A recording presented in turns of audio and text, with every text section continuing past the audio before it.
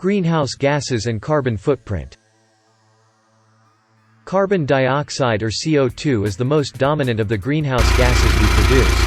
CO2 is emitted when we burn fossil fuel to heat a home, generate electricity or drive to the store. The next most abundant gas is methane or CH4. It's the main component of natural gas.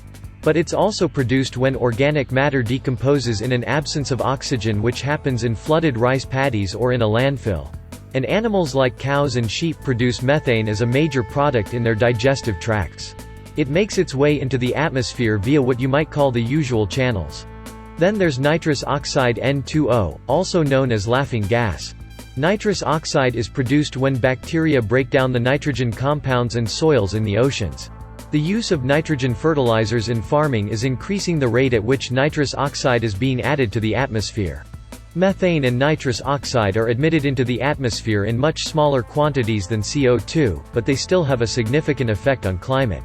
When comparing the different impacts of these gases, we usually refer to carbon dioxide equivalents. This is a measure that is based on the potential that each gas has to contribute to global warming. So we know humans are causing greenhouse gas concentrations to increase, and this, in turn, is contributing to planetary warming.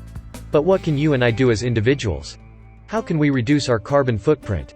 First off, we need to understand how a carbon footprint is calculated.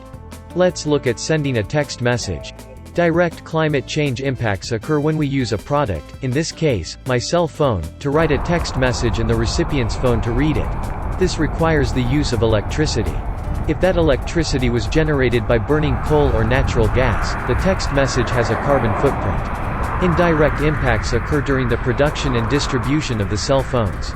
For example, fossil fuels may have been used to supply power to the phone factory, and then to transport the phone to the retailer, and then if I drove out to the mall to buy it. Well, as you can imagine, calculating the carbon footprint of an action can be challenging, but just being able to make informed decisions when choosing one activity over another is what's really important. For example, I knew that sending a text message was greener than driving across town to share my news. In British Columbia, for example, households account for 1/3 of greenhouse gas emissions. Let's look at some of the choices we can make to reduce that carbon footprint.